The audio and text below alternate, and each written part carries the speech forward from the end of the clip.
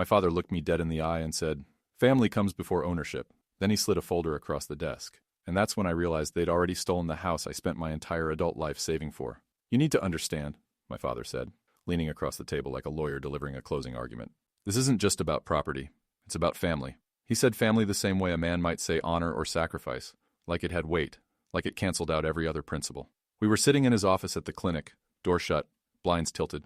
The walls still had faded posters of veterinary charts I'd memorized before I turned 20. I used to love this place. Now I felt trapped in it. I didn't say anything at first. Just let the silence hang. He pressed on. "Your sister's got 2 kids now. She needs stability. She needs space. That house could change everything for them." "That house is mine," I said, quiet but sharp. "You wouldn't even have that house if it weren't for me." He sat back like he'd just played his ace. "Who do you think co-signed your first loan? Who let you work under his name when you didn't have credentials yet?" "I paid every cent back," I said, "with interest. You kept the receipts." His lips twitched, but he didn't argue. He knew better. I kept my voice even. "You're not asking me to help. You're demanding I erase the one thing I built for myself so she doesn't have to start from scratch." "She's your sister," he said. "She's family." And there it was again. Family. As if the word itself held magic. As if it could hypnotize me into forgetting everything that came before. But I remembered. I remembered my 20s. 7 days a week at the animal hospital, night shifts, the constant stench of bleach and adrenaline, hands raw from scrubbing in, no vacations, no parties. Just savings, budgeting, and refusing every indulgence while my sister racked up credit cards and posted brunch photos with the latest guy she'd later call toxic. I remembered Christmas 2015. I handed my mom a gift, a wool coat she once admired. Meanwhile, my sister unwrapped keys to a leased car she totaled 6 months later. My father smiled like it was cute. "She's young," he said, and I remembered every time I came home and found someone new staying for a bit in my guest room. Always a favor for my sister, always temporary, always ending in damage, debt, or a mysterious missing item. I snapped out of the memory as my father pulled out a folder. Manila, creased. I recognized the logo in the corner. The family clinic's branding. "We were going to wait, but it's better you see it now." Inside, forms. One of them was a property deed. My property. Except the name on it wasn't mine. It was my sister's. I stared at it. My pulse didn't spike. My hands didn't shake. Instead, everything inside me went quiet. "You forged my signature?"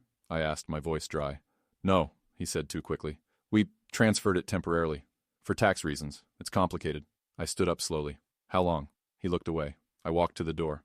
"I did what I had to do for this family," he said behind me. "You'll understand one day." I paused, hand on the knob. "You just made it very easy for me to stop trying to be part of this family." Outside, the air smelled like iodine and rain. I called a lawyer before I even reached my truck. By nightfall, I had a plan. The thing about betrayal is it's loud when it happens. But real power? It moves quiet. Like truth. Like justice.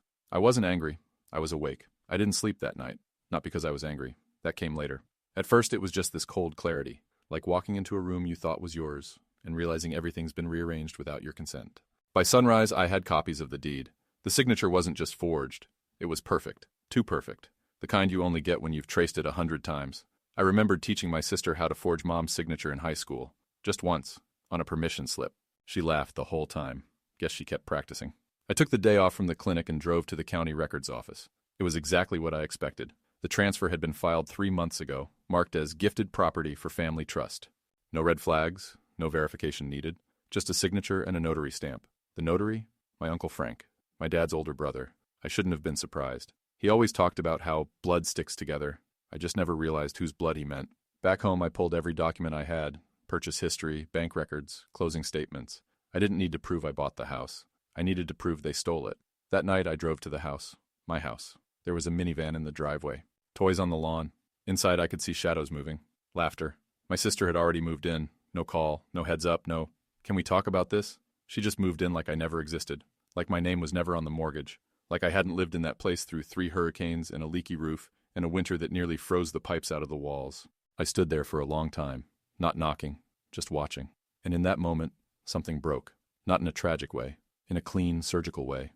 Like pulling a splinter from under skin that's been infected for years. They were never going to give it back.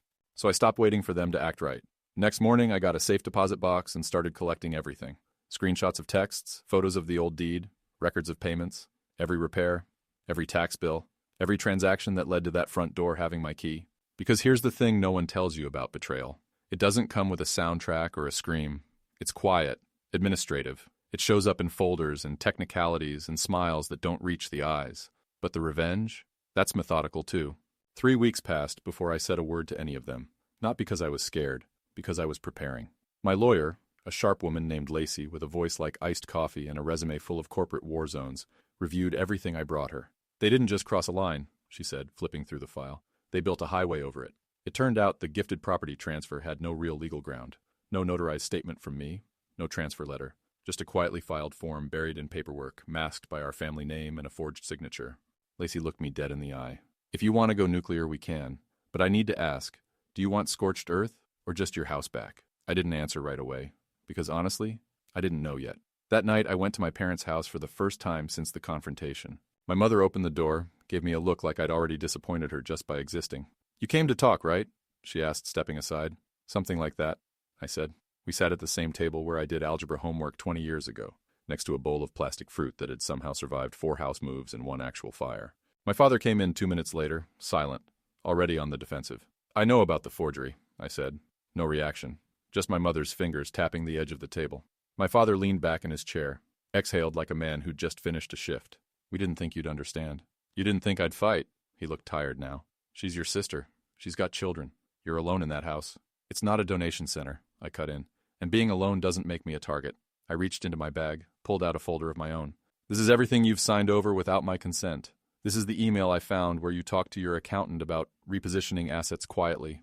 This, I said, tapping the last page, is your notary stamp, used illegally. My mother finally spoke. You went digging? I went documenting.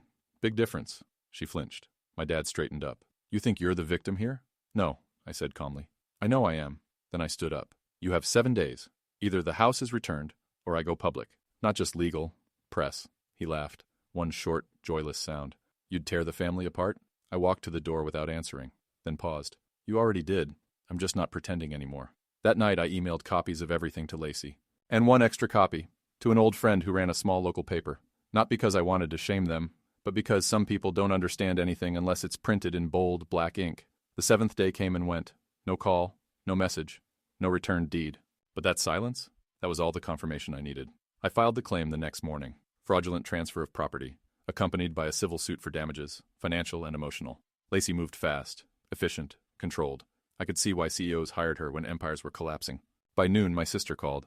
I let it go to voicemail. She called again, then texted, "We need to talk. Please don't ruin everything." I didn't reply. She followed it with, "You're being dramatic. Can we just talk like adults?" Funny. When they moved into my house without asking, nobody cared about being adults. By that evening, I got a message from my dad. "You're overreacting. We can fix this. Don't make a mistake you'll regret." I forwarded it to Lacey. Her response, "They're getting nervous. Good. Pressure works." The next day, I pulled into the clinic and found someone parked in my reserved spot, my father's truck. He was waiting for me in the break room. "You're making a mess," he said, leaning against the counter like he still ran the place. "You don't want this to go public. Think about what that'll look like. For the family, for the business." I put my lunch in the fridge. "I'm not the one who forged a signature." He took a step closer. "You're not just hurting us. You're hurting yourself. What are people going to say? That you're suing your own family? Over a house?" "No," I said. "They're going to say I stopped being a doormat." He went quiet.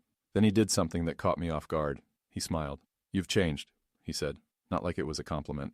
I had to. He turned to leave but stopped at the door. "Your sister's kids are going to grow up knowing you took their home away." I didn't look up. "No, they'll grow up knowing I protected what was mine." That night, the article dropped. It wasn't front-page news, just a midsection column in the local section. Family clinic accused of property fraud and bitter dispute. No names, just facts. The logo of our clinic blurred in the background. Enough to raise eyebrows. Enough to make the phone start ringing. 2 clients canceled appointments the next day. My mother called, voice trembling. "What are you doing?" I told her the truth. "I'm holding you accountable." Then I hung up, and for the first time in my life, I slept like the house behind my locked front door really belonged to me. The clinic felt different after the article. Colder, quieter, like everyone was waiting to see who would crack first. My dad didn't come in that week. My mom called out sick. Our receptionist, Gloria, handed me a coffee on Thursday and said, "For what it's worth, you're doing the right thing." She didn't elaborate. She didn't need to. That morning, I found a plain envelope taped to my office door. Inside, copies of checks, thousands in company funds written out to my sister, memo lines, consulting, childcare support, equipment reimbursement. We didn't have childcare, and she sure as hell wasn't consulting. I stared at the dates, the amounts, all signed by my father. That was the moment it stopped being about a house. I opened the clinic's accounting software and started comparing files, payment logs, purchase orders, expenses that didn't line up with inventory. Then I found something else, a private business account under the clinic's umbrella. The name on it? My sister's. It had been active for over a year. I printed everything, stapled it, and slid it into the same folder I was building like a war chest. The symbol of our clinic, our legacy, was at the top of each page. A dog, a cat, and a horse in a circle. For years, that logo meant trust. Now it meant leverage. Lacey's eyes widened when I handed her the folder. "This is theft," she said. "Plain and simple." I nodded. "So what do? We widen the scope. We don't just go after the house, we go after the money. The fraud, the abuse of corporate resources." I sat back, arms folded. "Good," she paused. "You okay?" I thought about it. "No, but I will be." That weekend, my sister finally showed up at the clinic. She waited in the parking lot until my shift ended, then walked up with that same breathless, performative panic she'd used her whole life. "This is insane," she said. "You're actually trying to ruin me?" "You did that yourself," I said. "I'm just documenting it. You know I didn't ask Dad to do any of that. But you took it." "I have kids," she shouted. "You used that line when you maxed out Mom's credit cards. When you borrowed money from Grandma and never paid it back. You've always had something." She tried tears. "We were family. You were supposed to protect me." I opened my car door. "I am. From you." She grabbed my arm. "You think you'll win?" I didn't even blink. "I already have." I drove home, parked in front of my house. The porch light flicked on automatically. It didn't feel like revenge. It felt like reclamation. The first court summons landed on a Tuesday. It wasn't dramatic, just an envelope in my mailbox. But holding it felt like gripping a live wire. It was real now. Public. On paper. 2 days later, my father called. I didn't answer. He left a voicemail. "You're destroying everything we built. If this goes to court, the clinic's done. We're done." I played it twice, then saved it. Evidence. Lacey filed a motion to freeze the disputed assets, including the house and the side account tied to my sister. The bank responded within 24 hours. Funds locked. My sister went ballistic on Facebook. "Can't believe I'm being punished for being a mom. Blood doesn't mean anything anymore." She didn't name me, but the subtext screamed. People started talking. Clients whispered. A supplier forgot our delivery. The pressure was building, but not on me. For the first time, it was theirs to carry. Then came the text from Uncle Frank. "Didn't know what they were up to. Tell your lawyer I'm willing to talk." I forwarded it to Lacey. By Friday, we had a statement from him. He admitted the notary stamp was used without a full read-through of the documents. My father had rushed him. "Family trust," he'd said. "Nothing urgent, just moving things around." Frank signed a declaration. It was enough to trigger an emergency hearing. That morning, I walked into court alone. My family sat on the other side of the aisle. My father looked straight ahead. My mother kept her head down. My sister didn't look at me at all. The judge reviewed the file, page by page. Her brows lifted when she reached the forged signature. She stopped at the bank documents. Then she looked up. "This isn't a misunderstanding. This is a pattern." My father started to speak. His lawyer tugged his sleeve. The judge turned to me. "Until final resolution, the property reverts to the last verified owner. You." I nodded once. Not smug, not smiling. Just done waiting for permission to own what I earned. Outside the courtroom, my sister followed me to the parking lot. "You know they're going to hate you forever," she said. I looked at her. Really looked at her. "They already did. They just smiled while doing it." She didn't follow after that. That night, I changed the locks on the house. Again. Not because I was scared. Because I was free. You'd think winning in court would bring peace. It didn't. Not right away. The house was legally mine again. Yes. But the mess didn't end there. My father stopped showing up at the clinic entirely. My mother texted me once. "You've broken your father's heart." No mention of the forgery or the theft. Just guilt, like always.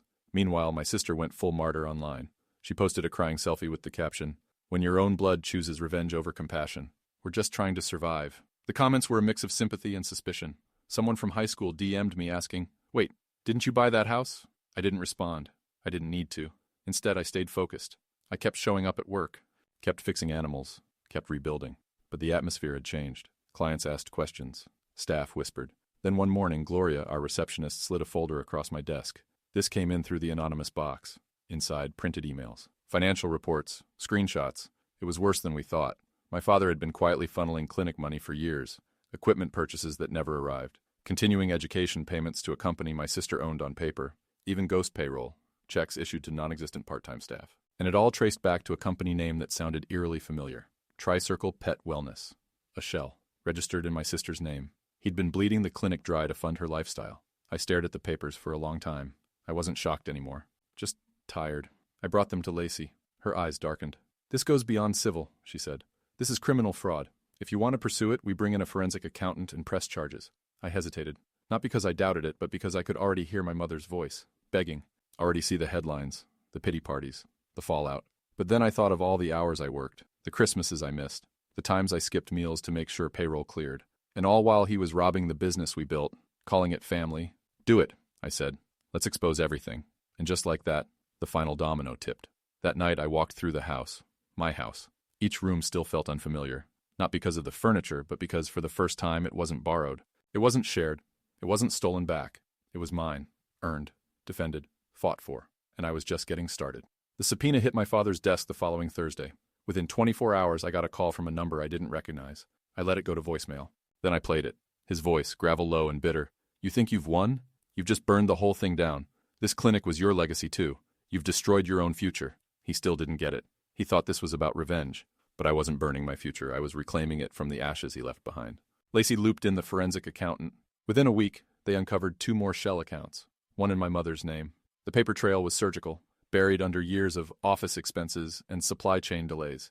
They'd been skimming for a long time. But they didn't count on one thing. I had every legitimate invoice backed up. I was the one who did the books before we hired outside help. I had the email chains, the delivery receipts, the digital timestamps. I didn't just have suspicion. I had proof. Lacey gave them one last offer. Return all embezzled funds, dissolve the fake entities, and formally step down from the clinic, or face full prosecution. My parents went silent. Then came the retaliation. First, a smear email blast, sent to our entire client list. We regret to inform you that our family clinic is under attack by internal betrayal. No names, but enough implication, enough venom. Next, my mother posted a photo of me as a kid in front of the old clinic, with a caption. She used to love this place. What happened? Like I had lost my way. Like they hadn't rerouted the entire damn map. The comments were brutal. Some believed them, some didn't. But none of it mattered, because by then, I'd filed the paperwork to assume full ownership of the clinic under a new name. North Point Veterinary Care. New branding, new EIN, new future. The old logo came down that Friday. I stood outside as the workers replaced the sign. The wind cut cold across the parking lot. Behind me, Gloria said, "You sure you want to do this alone?" I turned to her. "I've been doing it alone for years." I just didn't admit it. She nodded, stayed silent. That night, I got one last text from my father. "You've made your point, but you've lost your family." I didn't reply. Some losses are actually freedom in disguise. The official audit report landed in my inbox at 6:42 a.m. on a Tuesday. I'd barely finished my first cup of coffee. It was 112 pages long, page after page of falsified vendor invoices, fake salaries, and funds rerouted into personal accounts. The report called it systematic financial misrepresentation. I called it theft. Lacey called it enough to bury them. With that, we filed criminal charges. Wire fraud, embezzlement, tax evasion. The DA's office took interest. Apparently, mine wasn't the only clinic my father had advised on financials over the years. The ripple was bigger than any of us expected. By Friday, my sister's accounts were frozen. She found out the hard way. Card declined at a grocery store, according to the message she left me at 11:13 p.m., screaming, sobbing, calling me a monster. Then the next day, silence. It wasn't victory I felt. It was something colder, cleaner, detachment. I wasn't chasing an apology anymore. I didn't need it. The clinic reopened under the new name with a staff meeting. I stood in front of everyone, techs, receptionists, junior vets, and laid it all out. No spin, no pity.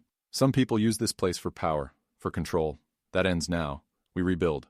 Together. Not everyone stayed. 2 left that week, citing loyalty. But the rest? They leaned in. One of the younger vets, Camille, said it best. "We always knew something was off. We were just waiting for someone to say it out loud."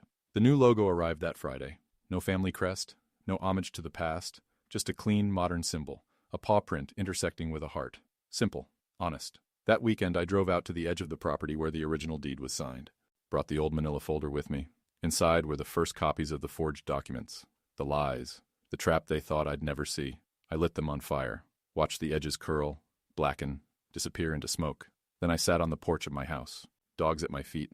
No noise but wind and the rustle of trees. And for the first time in years, I didn't feel like a pawn in someone else's legacy. I felt like the author of my own. The charges stuck. My father took a plea deal. 5 years probation. Heavy restitution. Barred from practicing or managing finances in any medical establishment. My mother avoided charges, but her silence was noted. Publicly, legally, permanently. As for my sister, she vanished from the state. Rumor was she changed her last name, probably hoping the trail wouldn't follow. But reputation has a way of lingering, especially when there are court records to go with it. I didn't celebrate. I didn't tell anyone. I just went to work. 6 months later, the clinic was profitable again. The community came back slowly, some out of curiosity, some out of quiet solidarity. The ones who stayed, they mattered more than the ones who didn't. Camille got promoted. Gloria finally took a vacation. The place felt real, not built on obligation or bloodlines, just purpose. And then one day, I got a letter, handwritten, no return address, just one line inside. Was it worth it? No signature, no need. I read it once, folded it, threw it away. That night, I walked the length of the house. The floor didn't creak under someone else's weight. The silence wasn't heavy. It was mine. I paused in the hallway, hand brushing the doorframe I'd sanded myself. Every inch of this place, paid for with sweat, sleep deprivation, double shifts, and more sacrifices than I could count. And they tried to take it with a pen. But I'd taken it back with fire. Not rage, just precision. People ask sometimes if I'd do it all over again. I don't answer. I just hand them their dog, or their cat, or their rabbit with the bandaged paw. And I smile the same quiet smile I wore the day I reclaimed the deed, because revenge fades. But boundaries, they rebuild you.